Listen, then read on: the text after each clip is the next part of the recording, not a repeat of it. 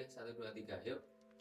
Hai halo kanca bacem semuanya, Bea Cukai Purwokerto kembali hadir menyajikan informasi seputar kepabeanan dan cukai. Biar makin seru, pala pusing bikin amburadul. Ketemu maning karo enyong Mbak Lul. Tentu saja dalam seru-seruan karo Bea Cukai Purwokerto.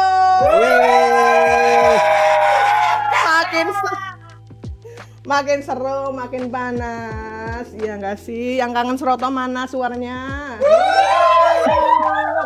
Oke. Baik kanca bacem semuanya, dimanapun kanca bacem berada, pernah nggak sih kanca bacem belanja dari luar negeri?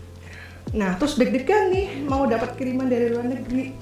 Nah, ketika udah nggak sabar mau unboxing paket, tiba-tiba malah dapat surat cinta dari Bea Cukai untuk nebus barang kiriman tersebut. Priwe sih ya? Bingung nyong. Kanca bacem bingung nggak sih? Iya, bingung. Nah, tepat banget saat ini telah hadir di tengah-tengah kita menjawab kekhawatiran dan kebingungan kita terkait paket kiriman dari luar negeri. Telah hadir Mas Irwanto. Everybody mana suaranya, sambut Mas Irwanto. Jangan kaget ya Mas Ir, di sini memang ramai. Ini semua usia di sini dari anak-anak balita sampai yang senior ya. Nggak usah grogi-grogi, kita santai aja, kita ingin mengorek-ngorek ya, nanya terkait dengan barang kiriman. Karena ini Mas Ir kan seorang pemeriksa BC, Bea Cukai ahli pertama ya tentu saja ya. Di kantornya sekarang di mana Mas? Tentu saja kantor Bea Cukai kita tercinta Purwokerto. Oke, Purwokerto, masih di kantor Bea Cukai Purwokerto. Mas Ir gimana kesibukannya saat ini? Ya saat ini kalau di Bea Cukai Purwokerto memang nggak ada kegiatan untuk pelayanan barang kiriman ya Mbak Lule. Oke. Di sini ya sehari-hari pelayanan terhadap kegiatan pengeluaran dan pemasukan barang di kawasan Perikat, kemudian pelayanan cukai, dan tentunya ini mengembangkan UMKM Mbak. Oh, luar biasa. Seperti itu Mbak kegiatan di Purwokerto. Oke, Mas Ir, ini banyak yang bertanya-tanya terkait barang kiriman tadi kita sebutkan di awal ya. Sebenarnya apa sih perannya Bea Cukai terhadap barang kiriman ini sampai kemudian nanti diterima di tangan kanca bacem semuanya? Nah, untuk barang kiriman sendiri Mbak Luli, ini barang kiriman kan barang kiriman yang dikirim dari luar negeri. Oke. Melalui penyelenggara pos dan perusahaan jasa titipan ya Mbak Lul ya. Ya. Nah, ini terkait dengan tugas dan fungsi Bea Cukai yang memang secara undang-undang diamanatkan untuk melakukan pengawasan terhadap kegiatan impor dan ekspor. Oke. Nah, di situ kan peran Bea Cukai sesuai fungsinya itu kan sebagai revenue collector. Apaan sih revenue collector, Mas Iya, Mbak. Ir? Revenue collector itu ini, Pak, pemungut penerimaan negara. Oke, pemungut. Jadi di situ ada hak-hak keuangan negara atas importasi itu, ada hak-hak keuangan negara yang harus dipungut. Di situ peran Bea Cukai, serta yang tidak kalah penting sebenarnya peran Bea Cukai itu terkait dengan community protector, apalagi itu. Tolong dengan bahasa yang menjaga dari masuknya barang-barang terlarang atau dibatasi. Ini yang dibatasi itu diatur oleh Kementerian Perdagangan. Oke, jadi Bea Cukai itu memang khusus untuk mengawasi lalu lintas barang yang dari luar negeri gitu ya, atau ke luar negeri. Betul. Jadi kalau dari Banyumas ke Purbalingga gitu nggak perlu ini ya barang kiriman ya. Kaitannya Mbak itu kalau ini nggak ada hubungannya dengan tugas Bea Cukai. Oke, jadi perannya memang sangat penting, apalagi tadi di community protector ya, untuk melindungi masyarakat dari masuknya barang-barang yang berbahaya. Nah, iya betul Mbak. Nah, justru itu Mbak Luli terkait dengan tugas kita tersebut tentunya atas barang kiriman itu impor juga loh Mbak Lul. Oke, iya. Itu impor seperti halnya kita beli barang melalui e-commerce ya dari luar negeri. sesungguhnya kita walaupun beli cuman 1 biji barang itu tetap mengimpor, Mbak. Itu namanya impor tetap Tetap ya. impor karena kita sudah memasukkan barang dari luar negeri, itu Oke, mengimpor. luar biasa. Nah, di situ ada tugas bea cukai. Bagaimana mengawasinya? Tentu kita harus meriksa kan, Mbak Luli. Betul. Harus memeriksa barang yang masuk ke sini. Nah, untuk barang-barang yang tadi melalui jasa kiriman atau penyelenggara pos, di situ pada saat kedatangan barang dari luar negeri ada petugas bea cukai di kantor pos atau perusahaan jasa titipan yang melakukan pemeriksaan. Tentunya tidak semua barang diperiksa secara fisik ya, Mbak. Jadi yang gimana yang diperiksa nih, Mas? Nah, saat barang datang itu pertama itu dibantu pemeriksaan dengan alat pemindai X-ray. Namanya X-ray ya. Namanya mesin X-ray. X-ray. Iya. Dibantu dengan mesin X-ray, dicocokkan dengan dokumen pemasukannya, pemberitahuan. Ketika di situ petugas tidak yakin atau pemberitahuannya diduga tidak sesuai, maka itu akan dilakukan pemeriksaan. Lantas bagaimana periksanya, Mbak Luli? Itu kan berarti harus dibuka ya? Ya. Nah itu yang buka. Di situ bea cukai hanya memeriksa barang ya, kaca-kaca bacem. Bea cukai hanya memeriksa barang. Untuk proses pembukaannya dilakukan oleh pengusaha jasa titipan atau penyelenggara pos. Di situ nanti untuk pembongkaran dan pengemasan ulang dilakukan oleh penyelenggara pos atau perusahaan jasa titipan tersebut, Mbak Lul. Jadi yang terlibat dalam proses barang kiriman ini selain petugas bea cukai juga ada dari penyelenggara pos ataupun perusahaan jasa titipan gitu. Betul, ya, Mas Ir. Kira-kira demikian, Mbak Lul. Oke. Lalu Mas Ir, ini Kanca Bacem mungkin juga sudah searching ya.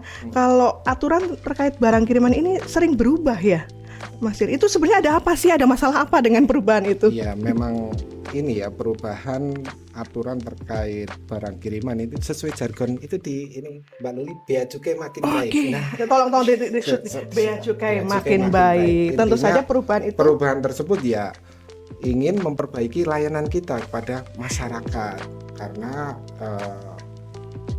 perkembangan aturan itu kan selalu ada ya, khususnya terkait kebijakan pengaturan impor oleh Kementerian Perdagangan. Kita juga harus menyesuaikan. Kalau tidak disesuaikan tentunya nanti akan berbenturan menjadi permasalahan, akan mengganggu proses layanan. Jadi perbaikan-perbaikan itu sesungguhnya ya untuk memperlancar arus barang. Dan tidak lain nanti untuk kepentingan masyarakat ya. Jadi kalau ada barang kiriman lancar ya. Kemudian juga selain itu kalau dari sisi industri mungkin, Mas Ir. Ya. Kalau dari sisi industri, perbaikan-perbaikan tersebut ya untuk mendukung perkembangan industri dalam negeri ya. Sesungguhnya kan bea masuk, terus aturan-aturan kebijakan impor tentunya untuk mendukung industri dalam negeri. Seluruh aturan yang dibuat itu tujuannya pada dasarnya pengaturan impor pasti untuk kebaikan dari industri dalam negeri. Oke, baik Mas Ir. Nah nih Mas Ir, kita beralih ke pertanyaan selanjutnya ya. Sebenarnya berapa sih batas aman biar barang kiriman kita itu terhindar atau bebas biaya dari bea cukai? Oh iya, Mbak. Ini ya, Mbak ya, sebenarnya untuk biaya ini tidak ada biaya layanan di bea cukai. Yang ada adalah pungutan negara, Mbak. Oh, jadi kalau nggak ada biaya berarti gratis ya, layanan bea cukai layanannya itu gratis, Mbak. Gratis, oke. Cuman ada memang pungutan negara atas importasi barang itu ada yang harus dilunasi oleh setiap orang yang mengimpor barang, Mbak. Oke. Gitu. Ya, pungutan negara itu berarti. Nah, pungutan negaranya itu berupa bea masuk dan pajak dalam rangka impor. Oke, Nah, jadi pajak dalam rangka impor sendiri ada PPN dan PPH dalam rangka impor, Mbak. Seperti itu. Oke, jadi Kanca Bacem, biaya layanan di bea cukai itu gratis semuanya. Cuma kalau ketika keluar harus membayar sesuatu itu membayar pungutan negara yang memang dari barang yang dikirim tersebut ya. Betul. Oke. Nah, itu Mbak Luli, kan barang yang diimpor harus ini ya, ada pungutan negara berupa bea masuk dan PDRI tadi. Betul. Nah, Untuk khusus barang kiriman, sesuai dengan peraturan Menteri Keuangan terbaru yaitu PMK nomor 4 tahun 2025, itu ada 4 kategori barang kiriman, Mbak. Ada 4 nih, apa aja nih Mas? Yang pertama itu terkait dengan dokumen, surat, dan kartu pos. Itu dibebaskan semuanya, Mbak. Oke, jadi Bea masuk, mengirim surat, dokumen, dan sebagainya itu tadi disebutkan itu bebas bea masuknya. betul, Mbak. Oke. Yang kedua itu kategori barang impor kiriman yang nilai barangnya itu sampai dengan 3 US dollar. Oke, nilai barang yang dikirim ya, itu maksimal 3 US. Iya, sampai dengan 3 US dollar itu masih dapat pembebasan, Mbak. Oke. Jadi bea masuk beserta pajak dalam rangka impornya ya bebas juga. Iya. Oke. Nah, lalu yang ketiga, kategori ketiga itu kategori barang impor kiriman yang nilainya itu di atas 3 US sampai dengan 1.500 US dollar. Oke. Ini dia udah terkena, Mbak, terkena bea Berapa masuk. tuh bea masuknya? 7,5%. 7,5%. Ini 7,5%. Dari nilai barang kirimannya. Tadi nilai barang kiriman itu nilai beli ya, Mbak, Ya. nilai FOB. Oke, FOB berarti itu nilai beli belum termasuk ongkos kirim dan asuransinya. ya dikalikan 7,5% tadi ya untuk bea masuknya. Kalau bea masuk itu tadi harga beli ditambah ongkos kirim dan asuransi. Oke. Kalikan kurs hari ini, nah itu jadilah itu dikalikan 7,5%. Agak pusing mungkin ya. Tapi juga infonya nih bea cukai juga ada buat ngitung-ngitung seperti ini biar gak pusing. Ini bisa ada di mobile bea cukai, betul kan Bacem? Ya betul. Oke, jadi ada mobile bea cukai. Iya. Jadi kalau pengen tahu nih bea masuknya berapa, tinggal dihitung-hitungnya bisa melalui mobile bea cukai. Nggak usah pusing-pusing lagi. Terus yang kategori keempat, Nah itu yang tadi kategori ketiga juga, Mbak, bea masuknya kena 7,5%. PPN-nya juga dikenakan, Mbak, 11%. Yang dikecualikan itu PPh-nya. Masih untuk dikecualikan. yang 7,5 yang di atas 3 dolar itu ya. Sampai dengan 1.500 dolar. Kemudian kategori yang keempat itu yang harganya di atas 1.500 US. Itu si pengimpor barang kiriman tersebut harus membuat dokumen lagi, Mbak, namanya pemberitahuan impor khusus. PIBK gitu disingkatnya ya. PIBK atau pakai pemberitahuan impor barang yang secara umum. Nah, PIBK itu untuk misal yang impor di atas 1.500 itu dia merupakan bukan badan usaha. Pengimpornya ini penerimanya bukan badan usaha. Kalau sudah badan usaha dia harus menggunakan PIB. Seperti itu, Mbak. Ada bedanya. Ini perlakuannya nanti untuk bea masuknya itu sesuai ketentuan impor yang secara umum, tarif umum lah seperti itu. Ya, oke, Gitu, jadi tadi dikategorikannya untuk nilai barangnya. Nah, sekarang kalau dari jenis barangnya, Mas, apakah semua itu sama untuk bea masuk atau pungutan lainnya? Oh iya. Nah, ini ada memang namanya barang tertentu ya, Mbak. Tadi kan yang sudah mulai kena bea masuk itu ketika nilainya 3 Di atas US, 3 dolar ya. di atas 3 sampai 1.500 ya. Betul. Dan itu tarifnya flat 7,5. 7,5. Itu umumnya, tapi ada barang-barang tertentu, Mbak. Ya. Nah, itu Barang apa aja barang tuh? tertentu itu seperti ini, Mbak. Yang pertama buku ilmu pengetahuan. Oke. Nah, kalau buku ilmu pengetahuan itu Berapa justru nih? free semuanya, Oh, Mbak. free. 0%. Kaca bacem free ya 0%. untuk buku ilmu pengetahuan. Iya, itu 0%. Tidak dikenakan bea bea masuk masuk. maupun PDRI ya. Bang? PDRI, betul. Kemudian yang kedua itu yang ada tarifnya itu beda yang umumnya 7,5, ini 0%. Terus kemudian ada lagi kategori barang seperti jam tangan, kosmetik, dan produk besi baja. Oke. Tarifnya nggak 7,5, Berapa? 15%. Jadi misal kosmetik dari Korea gitu Iya. dapat kena bea masuk pajak dalam impor 15%. Nah, Oke. iya betul. Kemudian yang ketiga kategori lagi ada yang tarifnya beda. Ini sampai 25%, Mbak. Wah, lumayan tinggi tinggi kan, Iya. Mbak. Ini untuk produk seperti tas, terus produk tekstil, terus alas kaki, kemudian sepeda, Mbak. Oke, itu tinggi. Ya 25%. iyalah, ngapain kita ngimpor dari luar ya, dari industri lokal aja udah banyak ya. Tas, sepatu, nggak kalah dengan kualitas dari luar negeri ya kan? Iya, ya, seperti itu Mbak. Kemudian ada lagi Mbak, ini yang aturan terbaru penyesuaian tersebut atas relaksasi fiskal terhadap barang kiriman impor punya jemaah haji. Jadi difasilitasi juga buat para jemaah haji. Fasilitasnya apa aja nih? Nah, ini diberikan pembebasan bea masuk dan PDRI tidak dipungut. Cuman ada ketentuannya juga, ketentuan tambahan Mbak. Yang pertama itu dia nilainya maksimal sekali pengiriman 1.500 US dollar. Oke, kirim barang dari Sekali pengiriman itu luar negeri. dan itu diberikan kesempatan 2 kali kirim Untuk jamaah haji. untuk jemaah haji. Oke. Terus ketentuan kedua itu jemaah haji tersebut harus warga negara Indonesia Mbak. Oke.